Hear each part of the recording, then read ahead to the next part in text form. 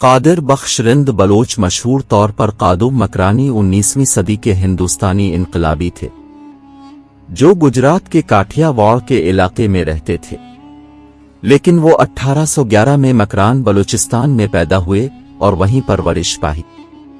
انگریزوں نے جب قلات سمیت بلوچستان کے دیگر علاقوں میں اپنا اثر و رسوخ بڑھایا تو بہت سے لوگ نقل مکانی پر مجبور ہوئے۔ انہی دنوں مکران کو شدید قحط سالی کا سامنا تھا۔ بڑی تعداد میں مال مویشی موسمی حالات کی سختی کے باعث ہلاک ہو گئے، جس کی وجہ سے بھی لوگوں کے پاس نقل مکانی کے علاوہ اور کوئی چارہ نہیں تھا۔ اسی دوران قادر بخش کے خاندان نے مکران سے جوناگڑھ کی طرف نقل مکانی کی۔ غریب نچلے طبقے کے حقوق کے حق میں گجرات کے اعلیٰ طبقے کی طرف سے برطانوی راج اور حکمرانی کی مخالفت اور مزاحمت کرنے کے لیے مشہور ہیں۔ وہ ہندوستان کے عظیم آزادی پسندوں میں سے ایک تھے۔ قادو مکرانی انگریز سرکار کے لیے سرکش ڈاکو جبکہ عام مقامی لوگوں کے لیے وطن کا رکھوالا اور امیروں سے دولت لوٹ کر غریبوں میں تقسیم کرنے والا تھا۔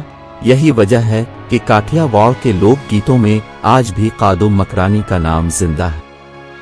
گل حسن کلمتی کے مطابق وہ انگریزوں کے کارندوں سے دولت لوٹ کر غریب کاٹھیا واڑیوں اور گجراتیوں میں تقسیم کرتا اور غریبوں کی شادیاں کرواتا تھا۔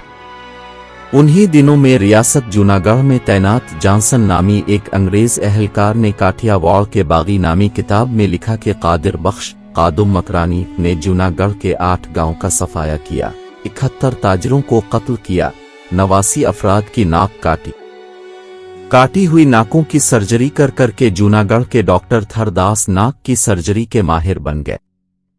گل حسن کلمتی اپنی کتاب کراچی کے آفاقی کردار میں لکھتے ہیں کہ قادو مکرانی اس وجہ سے لوگوں کی ناک کاٹ دیتا تھا تاکہ عوام کو یہ معلوم ہو سکے کہ کون شخص غدار اور کون انگریزوں کا ساتھی ہے۔ گل حسن کلمتی اپنی کتاب میں لکھتے ہیں کہ قادو مکرانی کو گوریلا جنگ میں جوناگڑھ کے علاقے گجرات کے سیلاوٹ کاٹھیا واڑی بلوچوں کے علاوہ گجرات کا پڑھے لکھے اور پسے ہوئے طبقات کی حمایت حاصل تھی۔ آہستہ آہستہ انگریزوں کے خلاف وطن پرستوں کا یہ قافلہ بڑھتا گیا۔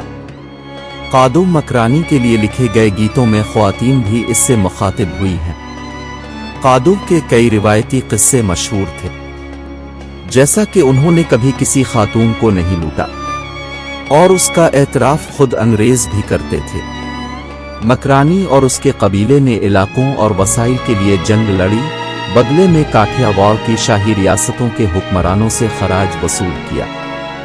اس نے برطانوی نوآبادیاتی حکام کو پریشان کر دیا جنہوں نے اس قبیلے کو غیر مسلح کرنے کی کوشش کی۔ ایک جواز اس وقت دیا گیا جب مکرانی اور اس کے قبیلے نے نوآبادیاتی حکومت کے سماجی کارکنوں کو رجسٹریشن اور مردم شماری کے بہانے گھروں میں داخل ہونے سے انکار کر دیا۔ جنگ بندی یا اختلاف کے آپشن کو دیکھتے ہوئے قبیلے نے بغاوت کر دی۔ مکرانی کی چھوٹی فوج نے سویلین سپورٹ کے ساتھ نوآبادیاتی فوج کے ساتھ تصادم میں ملوث ہونے پر قابو پا لیا اور انہیں بہت سے جانی نقصان سے دوچار کیا۔ نوآبادیاتی فوج بالآخر مکرانی کی فوج کو پکڑنے میں ناکام رہی۔ قادر بخش کی دشمنوں میں انگریز، جوناگڑھ کے نواب اور دیوان سب شامل تھے۔ انگریز سرکار نے ان کی زندہ یا مردہ گرفتاری پر 20,000 نقد رقم اور 20 ایکڑ زمین انعام رکھا تھا۔ اکتوبر 1887 میں کاٹھیا واڑ میں پولیس کی گرفتاری سے بچنے کے لیے دوستوں نے قادر بخش کو مشورہ دیا کہ وہ کچھ دنوں کے لیے مکران چلے جائیں اور حالات سازگار ہونے پر واپس آ جائیں۔ گل حسن کلمتی لکھتے ہیں کہ کراچی بندرگاہ پر سخت نگرانی ہونے کی وجہ سے قادر بخش ملیر کے اولڈ تھانے کے علاقے میں آئے، ایک اونٹ کرائے پر لے کر کراچی شہر کا رخ کیا۔ قادو کی اہلیہ لیاری میں رہتی تھی اور ان دنوں مکران کی سواری بھی لیاری ہی سے دستیاب ہوتی تھی۔ واحد بلوچ لکھتے ہیں کہ قادر بخش احمد آباد سے بذریعہ ٹرین سندھ میں داخل ہوئے تھے۔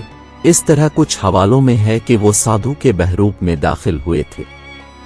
گل حسن کلمتی لکھتے ہیں کہ قادو مکرانی کراچی شہر سے واقف نہیں تھے۔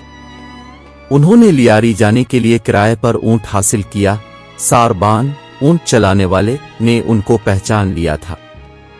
اس نے بغدادی تھانے کے قریب اپنا اونٹ کھڑا کیا اور دوسرا اونٹ لانے کا بہانہ کر کے تھانے میں چلا گیا، مخبری کی اور ایک سپاہی کو ساتھ لے کر واپس پہنچا۔ قادو سمجھ گیا کہ ساربان نے مخبری کی ہے، اس نے خنجر کے وار کر کے دونوں کو ہلاک کر دیا اور فرار ہونے کی کوشش کی۔ قادو مکرانی اس جگہ کی گلیوں سے ناواقف تھے۔ کراچی کے گل محمد لین کے علاقے میں پولیس نے ڈاکو کی آوازیں لگا کر ان کا پیچھا کیا۔ اس دوران ایک مزدور دیوار بنا رہا تھا، وہ یہ منظر دیکھ رہا تھا اور اس نے قادو مکرانی کے سر پر اینٹ مار دی جس سے وہ زخمی ہو گئے اور گرفتار ہوئے۔ مکرانی پر گرا ہوا یہ پتھر اب بھی ان کی قبر کے پاس محفوظ ہے۔ واحد بلوچ بتاتے ہیں کہ قادو کی ایک ہمشیرہ آسو گوٹھ ملیر میں رہتی تھیں، جبکہ کچھ رشتہ دار کلاکوٹ لیاری میں مقیم تھے۔ تاہم جب جوناگڑھ میں حالات بہتر ہوئے تو یہ کنبہ دوبارہ واپس چلا گیا۔ لیکن تاریخ کی ستم ظریفی یہ بھی ہے کہ ریاست جوناگڑھ کے پاکستان کے ساتھ الحاق کے اعلان کے بعد نواب آف جوناگڑھ کو پاکستان میں پناہ لینی پڑی اور ان کی اولاد اس وقت کراچی میں مقیم ہے، جبکہ قادو جسے کراچی میں پھانسی دی گئی، اس کی اولاد اور خاندان اس وقت جوناگڑھ میں ہے۔ 1960 میں سادھنا چترا فلم کمپنی انڈیا نے مکرانی کو خراج تحسین پیش کرنے کے لیے قادو مکرانی کے نام سے ایک گجراتی فلم بنائی۔ گوگل اور یوٹیوب قادو مکرانی کا نام لکھیں تو گجراتی زبان میں بنی ہوئی متعدد فلمیں، کئی لوک گیت اور داستانیں سامنے آ جاتی ہیں، جن میں سے بیشتر میں انہیں گجرات کا سورما بتایا گیا ہے۔ قادو مکرانی کو نومبر 1887 میں کراچی سینٹرل جیل میں پھانسی دی گئی۔ انہیں میوا شاہ قبرستان میں سپرد خاک کیا گیا۔ ویڈیو کو لائک اور شیئر کریں اور چینل کو سبسکرائب کریں۔